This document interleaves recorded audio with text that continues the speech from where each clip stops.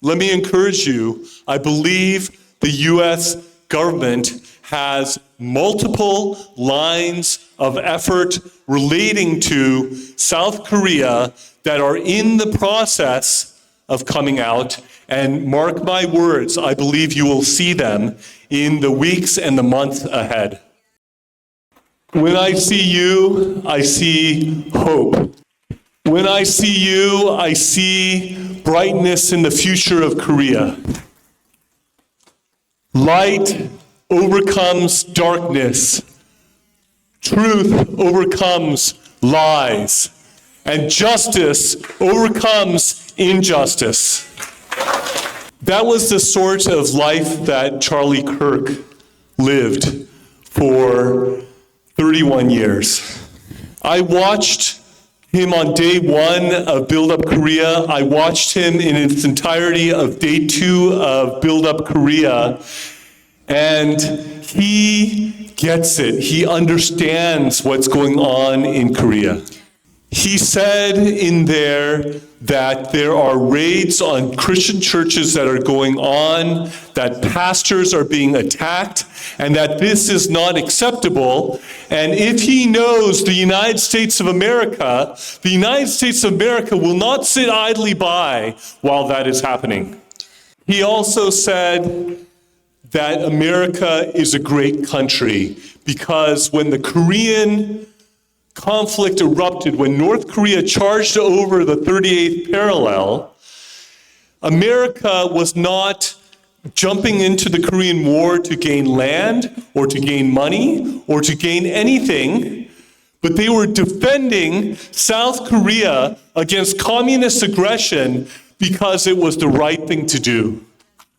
When General MacArthur came and launched the Incheon landing, the chances of success were low because of the tide, because of the conditions. It was a very difficult amphibious operation, and the chances of failure were high, and the chances of success were low, but he did it anyways. He cut the North Korean forces in half, and when South Korea was left with the Busan perimeter at the southern tip of the peninsula, he turned the tide of the war and was marching up towards the north to try to reunify Korea in the other direction.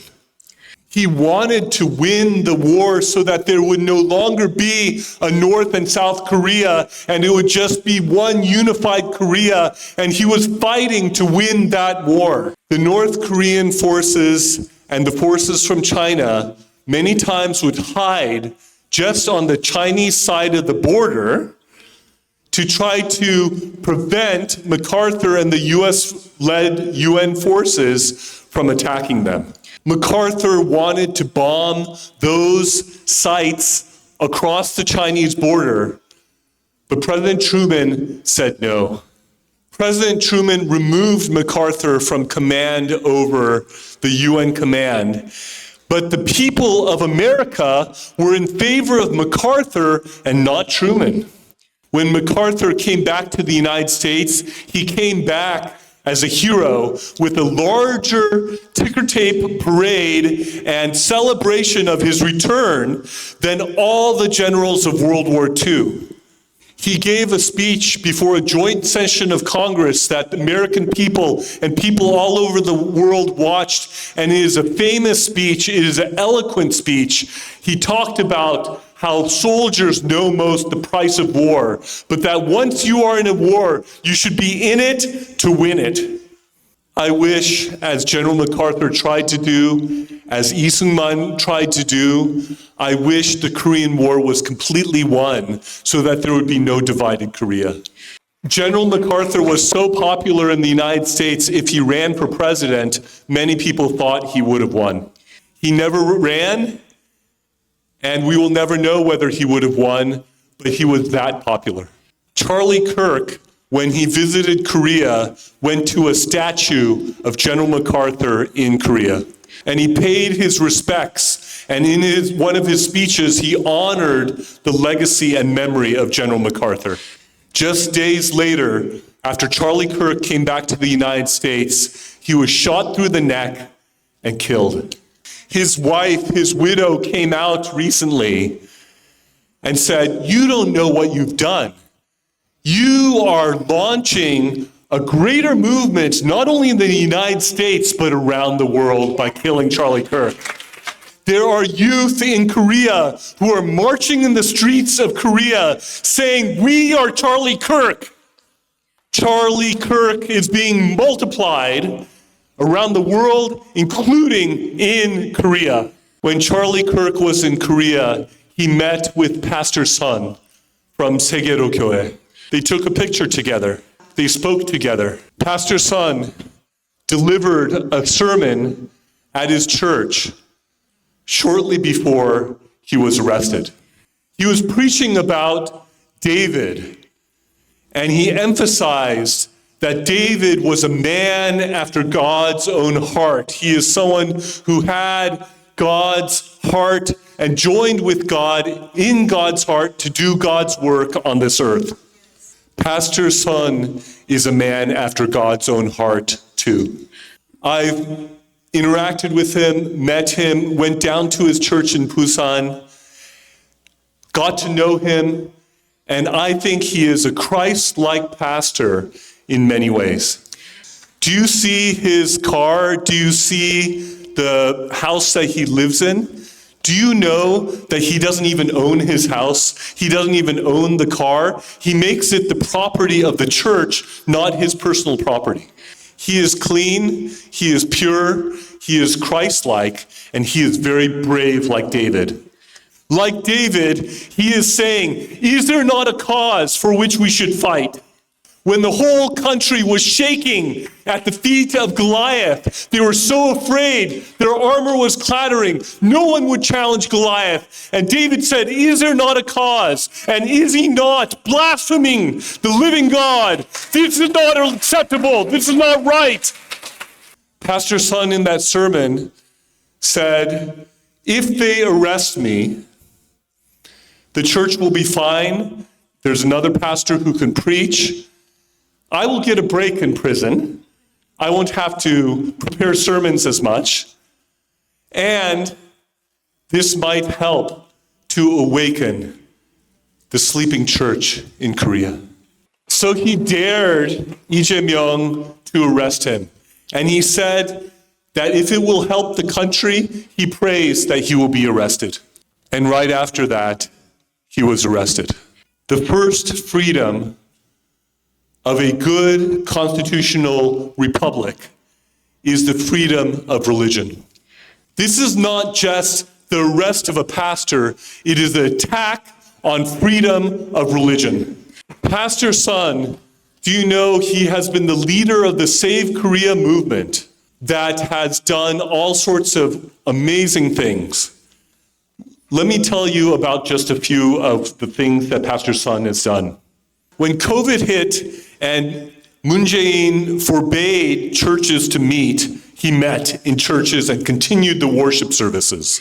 When they locked up the church and closed it, they had services in the yard outside of the church. He said, "We will have worship services, whether in the building, whether outside of the building, whether on the beach or whether in the land, it doesn't matter. We will have our worship services, no matter what." When there was the homosexual anti-discrimination law that was attempted to be passed in South Korea, Pastor Sun stood up and rallied between 1 to 2 million people to fight against that anti-biblical law. And that law did not pass, which takes us to the part that I want to share with you about President Yoon. And I will link this together with President Yoon as well. When President Yoon declared martial law, he was acting consistently with Article 77 of the Korean Constitution, which he as president has the authority to do. He was trying to get at the root of election fraud, and every time someone would get close to election fraud or the corruption in the government, they would get impeached. 30 impeachments. The last straw for President Yoon was when the Audit and Inspection Committee was impeached. So when he declared martial law, he sent more soldiers over to investigate the NEC than he did to the National Assembly. But if you looked at the media coverage here in the US and around the world, instead of really understanding what was going on, they were saying, here's this crazy president of Korea who is declaring martial law because he's destroying the democracy in Korea. They did not understand the crisis in Korea and what President Yoon was doing to wake up the country. But people like Pastor Sun understood. He led the Save Korea movement. And so he had a group of people speak to this matter when it was happening. 350,000 Koreans or so gathered in Yoido Plaza under his leadership to fight against the injustice that was happening against President Yoon. The real injustice and the really crazy thing is that President Yoon was thrown into prison after he was impeached and removed from office. President Yoon was in prison for 52 days, which is the length of time it took Nehemiah in the Bible to rebuild the walls of Jerusalem. President Yoon saw that the protective walls of Korea were being broken down, and he thought it was necessary for the country to rise up to rebuild the walls that would protect Korea. Counterintelligence was being slashed. The attempts to strengthen the military in important ways was being cut. All sorts of ways to invite spies and agents of the CCP and North Korea were being welcomed. The trials that were being held against the counter-espionage sorts of trials that were being held were being slowed down and delayed and going the wrong direction.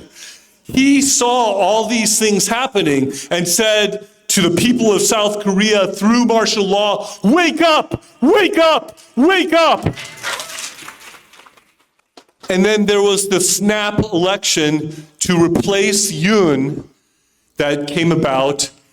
And when I was leading the international election monitoring team, we saw every type of trick, every type of method to cheat and to steal that election. We wrote a report, and we have given it to key parts of the US government. We made it available publicly, and that report plus additional evidence is available on election-fraud.com. And according to recent survey data, you have around 90% of Koreans outside of the Democratic Party and their affiliated parties. Outside of those, around 90% of the country believes that there was election fraud. Over 80% of those in the People's Power Party believe there was election fraud. And isn't it interesting, when there was a sample in Incheon of people who were surveyed, they found that the survey results mirrored the results of the election, that about 53% of people thought there was election fraud, about 37% didn't. Guess what? That was the percentage of the same day voting on election day. About that amount went with Kim Moon-soo, and about that amount voted for Lee Jae-myung. Very interesting. I think that Kim Moon-soo is a very good man, but I'm very sad that he himself does not realize that he won the election.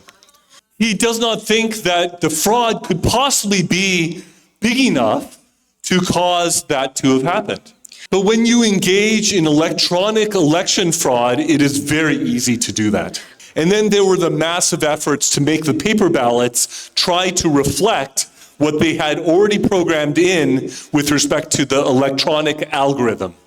And the reason why they pulled out all the stops to engage in major election fraud this time around is because the first time when Lee Jae-myung ran against President Yoon, they cheated, but not quite enough. And so basically, he lost by 0.73%. And so this time they were going to have Lee Jae-myung win by 8%. And to make sure of that, they were creating margin and using all sorts of different methods to do this election fraud. But most Koreans don't believe it was a clean election because it wasn't. Somebody who used to work in the National Election Commission personally told me, he worked in the National Election Commission. He personally told me that the National Election Commission had been engaging in this sort of election shenanigans since the early 2000s. You heard the date 2003, very similar, in fact, it's the same as what that National Election Commission person told me was when they started to engage in election fraud. That is why democracy has died in South Korea. If the votes of the people are not what decides who is in power and who is not, that is not a representative democracy anymore. And you know what? The fraudsters know that they committed fraud. And so why is Lee Jae-myung going after President Yoon? Is because he feels threatened by somebody who actually beat him twice, or beat him that first time, and then Lee Jae-myung lost the second time to Kim Moon-soo. And he is a reminder about their fraud, and he feels threatened by it, which is why he then prosecuted President Yoon again. This is legally wrong on multiple levels. First, this constitutes double jeopardy. He had already prosecuted President Yoon. He had already gone to prison. He had already come out of prison, and then now he's prosecuting him again. This violates the principle of double jeopardy. This is also upside down, because he's calling President Yoon an insurrectionist when who is the one who actually committed insurrection? It was Lee Jae-myung, the National Election Commission, and the Supreme Court of Korea that colluded together to oust Yoon, and that is the actual insurrection, and yet they are calling President Yoon the insurrectionist. And this violates the international standards articulated in the Universal Declaration of Human Rights and the International Covenant for Civil and Political Rights by engaging in cruel, inhumane, degrading treatment of the former president of Korea. In their words, I call him the president of Korea. There was a question that was asked earlier, what can the US government do about these things? Let me give you some concrete examples of things that the US government can do about all of this. The US can engage in financial sanctions against Korea for the coup d'etat that happened. The United States can engage in visa sanctions as well as financial sanctions on a secondary level against individuals who have violated the law. This means that Lee Jae-myung could be sanctioned in these ways. This means that Supreme Court justices can be sanctioned in these ways. That means those in the Lee Jae-myung government can be sanctioned in these ways. If they are visa sanctioned, for example, not only the individuals, but their entire family cannot come to the US. I want to ask a lot of these extreme leftists that are in this administration, why are you sending your kids to a country that you hate and you're against for their education? If the US government chooses to do so, every single one of those students can be sent back. The US can also push greater military cooperation with South Korea to see if Lee Jae-myung is really interested in doing so. President Trump already started it by saying, oh, we don't want to lease the land that our bases are on, give it to us. That would be a message to Beijing and to Pyongyang saying the US is committed to defending South Korea and we're not going anywhere. This would require a constitutional amendment in Korea to make it possible. But in the meantime, there can be the buildings of US bases turned over to the United States. And what if the US said to the Lee Jae-myung administration, we would like to make a U.S. naval base in Jeju-do. If Lee Jae-myung says yes, the CCP and North Korea are mad at him. If he says no to Trump, then Trump will be mad at him. If I were him, I would prefer Trump not being mad at him. When Lee Jae-myung was asked, would you defend Taiwan? He said, I will answer that question when aliens invade Earth. That is a non-answer answer. And if President Trump goes to him, is answer the question yes or no. If the CCP decides to invade Taiwan, will you, as our ally and as our friend, defend Taiwan? Yes or no, give me a straight answer right now. What if President Trump asks him that? Recently, Newt Gingrich wrote a wonderful op-ed article after the meeting between Lee Jae-myung and President Trump. He said he was skeptical about what he had been hearing about South Korea, but that he's not skeptical anymore, that now he sees what is happening in South Korea and the oppression and the injustices that are happening there. And he has a very curious line in there where he says, we will be watching in the next several weeks what you do. This is a man who was the number 3 person in the US government because the Speaker of the House, which he was, becomes president if something happens to the president and the vice president. He personally advised President Trump, and President Trump considers him a political mentor of sorts.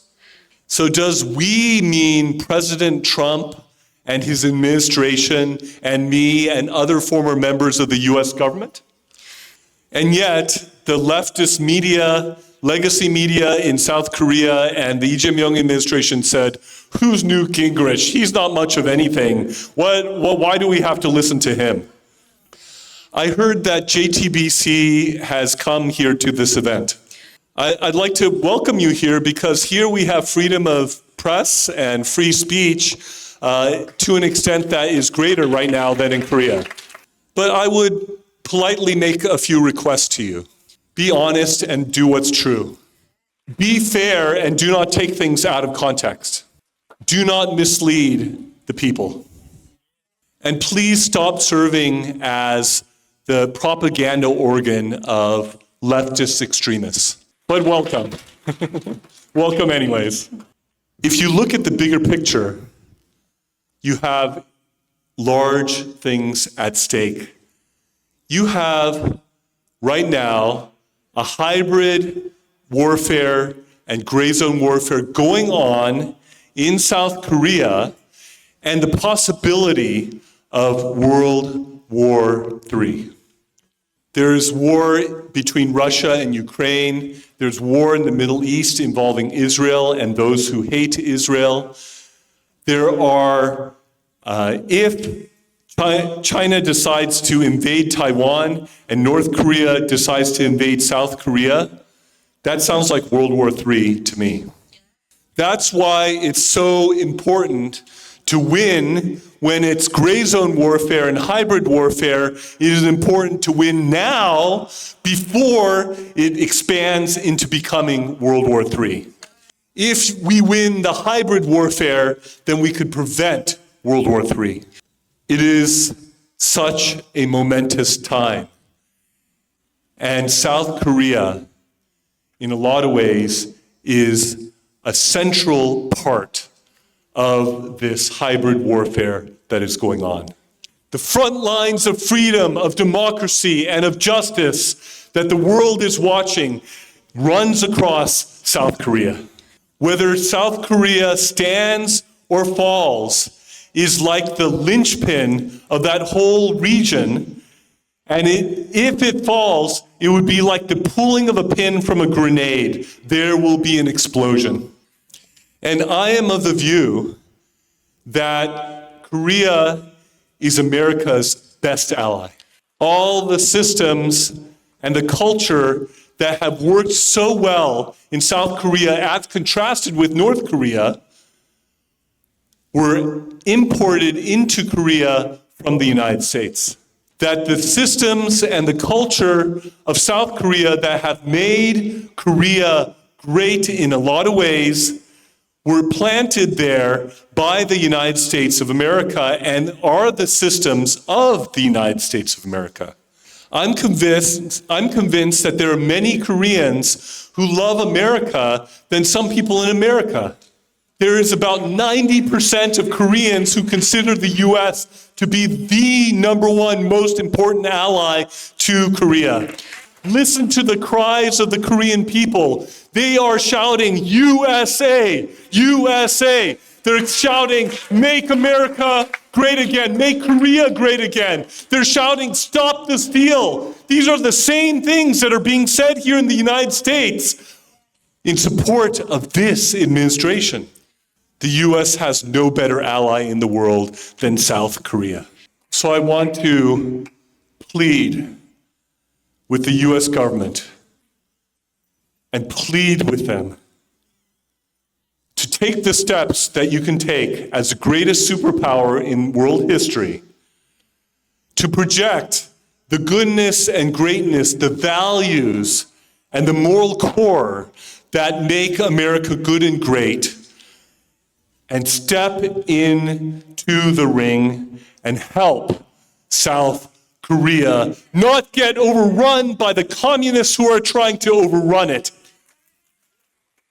Let me encourage you that President Trump demonstrated that he knows that there has been a revolution and that there is a purge happening, that there are religious raids on churches, that there was a raid of Osan Air Base. President Trump knows these things, and the acting and the actions are starting to come. The tariffs and the economic things are not only about economics, but there is a broader use for American economic might to be used to bring about change in the target country. Even as there are raids on churches and political leaders and others in South Korea, do you think that the largest U.S. raid happening in the Hyundai and LG Energy Solution place in Georgia is just a coincidence? The U.S., as the lone superpower in the world, is waking up from its sleep. When that happens, ask Japan in the Second World War. All of them, except for Admiral Yamamoto, thought the attack on Pearl Harbor was a good idea. But what it did, it sowed the beginning of the end for the Japanese Empire because they awoke the sleeping giant of the United States who crushed them. Let me encourage you, I believe the U.S. government has multiple lines of effort relating to South Korea that are in the process of coming out. And mark my words, I believe you will see them in the weeks and the months ahead. Back in the time of Daniel, when Belshazzar was having a riotous feast, there was a hand that wrote writing on the wall. Mene, mene, tekel, upsaren. You have been weighed in the balances and found wanting. Your days are numbered. I would raise those scriptures for meditation and contemplation by those who think that Lee Jae-myung has an eternal reign for the rest of his life and beyond. And finally, I want to encourage you with the story of Gideon. Gideon was so afraid of the Amalekites who were oppressing and committing injustices against God's people, he was hiding and threshing grain in a wine press. That's not where you normally thresh grain. And he was hiding from them. He was so afraid that the Amalekites would take the grain away. His father was engaged in idolatry with local deities, and so were the local people. So that when God told him to tear down those altars, he did it in the middle of the night because he was so scared what would happen if he did it during the daytime. And yet God came to Gideon and said, mighty warrior. The army that he was going to go against, they numbered so much that it was like the sand on the seashore. But when he gathered his initial army, God said, you have too many. Even though it was far less than the Amalekites. Anyone who was afraid was allowed to just go home.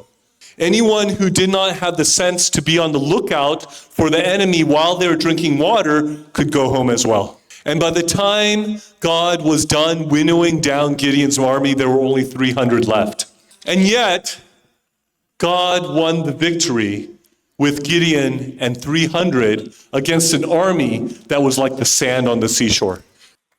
God is a God of truth and justice, and when we fight his battles of truth and justice, he can prevail in his time and in his way to his glory. Many people in Korea are saying, we've been praying to God, we've been fighting, we've been hanging there, and yet our president was impeached and removed and imprisoned. And this election went the wrong way. And Lee Jae-myung is passing all these laws with the National Assembly, the supermajority in there. And all these things are happening. Does God care? Is he hearing our prayers? Is he going to act? And I want to assure you, truly, in his time, and in his way, he will save Korea. Do not give up. Do not give in. Do not grow weary in well-doing. Do not stop fighting the battles, because the cause is just. You are fighting on the side of truth and justice and the God of truth and justice. And if you do, then you will prevail by his grace and in his time and in his way. So pray and fight. Fight and pray. Wait upon the Lord. Have your hope in him. And as you do that, I believe we will see history happen before our eyes. Because at the end of the day, history is his story. Thank you very much. God bless you all.